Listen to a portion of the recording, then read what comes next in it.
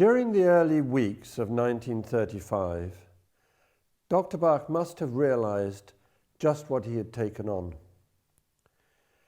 It was one thing to research new medicines, even delightful to discover new ideas, but at what price? How did it feel for him? After the intensity of Cherry Plum, he may have begun to feel the weight of responsibility that now lay upon his shoulders. A new sequence of remedies, and not only that, but he was on his own, alone, faced with the enormous task of first experiencing an intense emotional state, and then being responsible for finding the flower or tree which might alleviate the difficulty. Perhaps it was more than any one person could bear.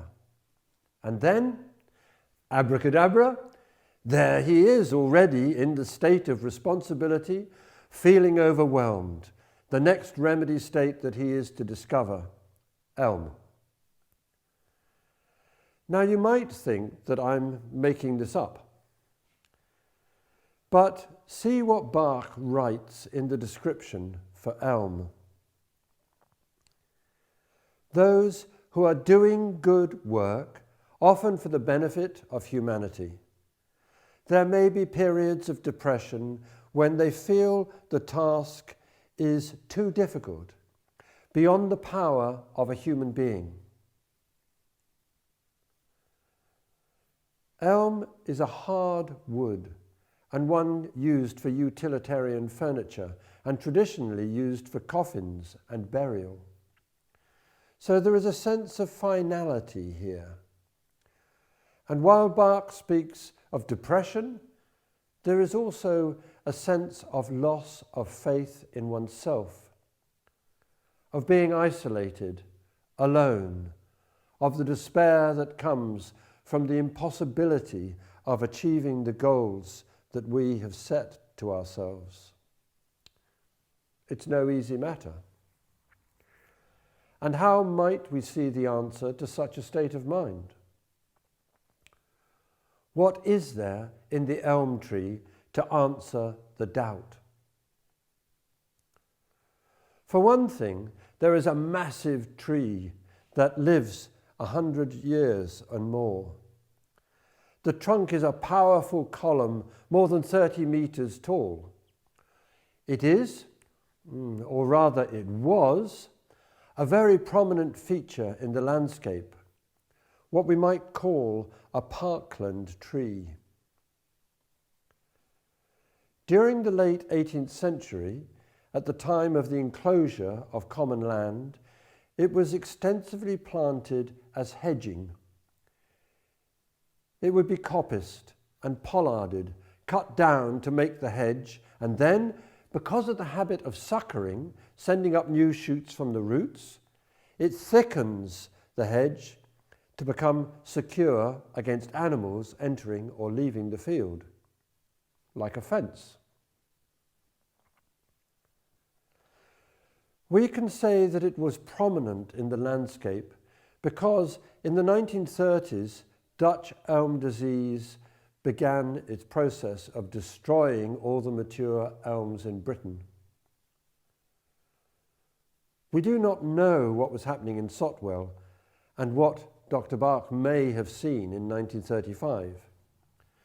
But by the 1970s, the trees had fallen prey to the disease and were dying off. And yet, despite the death of the mature trees, the species survives through the suckers, which are put out from the roots. So it seems that the tree snatches life from the jaws of death. This story is strange enough, but there is more to come. Although the elm tree produces an abundance of flowers, almost every one of which sets seed, all the seeds are sterile and do not germinate. So this is a species that cannot propagate itself except by sending up new life from the earth from the rootstock. This reinforces the need to work with practicalities in the elm state. But this strange fact begs the question of how Ulmus procera, the Latin name for English elm, came to England. And the answer is, it was imported 200 or 300 years ago. Going back to the remedy, what can we conclude from this? I believe that propagation holds the key to understanding the remedy state. Look at impatiens, where 100% of the flowers form seeds and 100% of the seeds germinate. With an impatiens person, the life mission is never in doubt. But in the second 19 remedies, we see an emotional response to a traumatic event, where the individual becomes overwhelmed by the sense of responsibility and the impossibility of achieving the goals. Looking back to Edward Bach, when he found the elm trees, he clearly felt a great sense of relief. The flowering tree is a most beautiful sight with a soft pink crimson glow in the flowers. The flowers are wind pollinated, and so there is none of the sweet scent of cherry plum that draws the bees. So this is a strange remedy, one that does not provide us with simple, straightforward answers.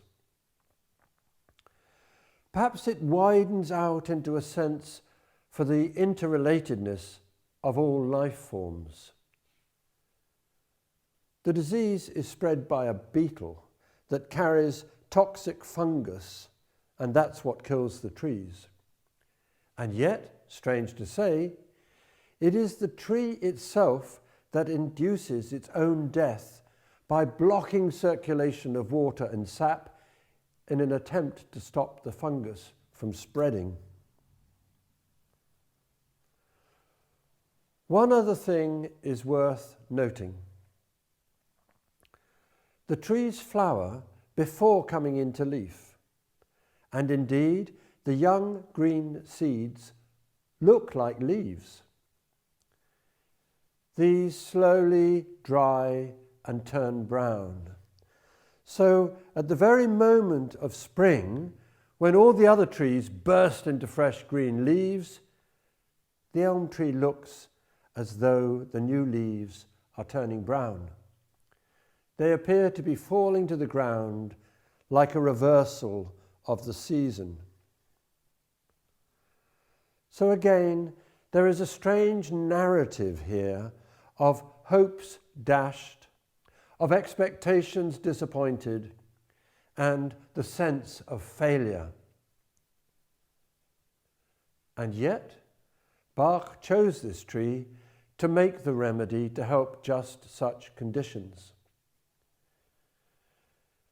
Maybe this is a story about faith in life, about acceptance of our personal destiny, whatever path that may take us on.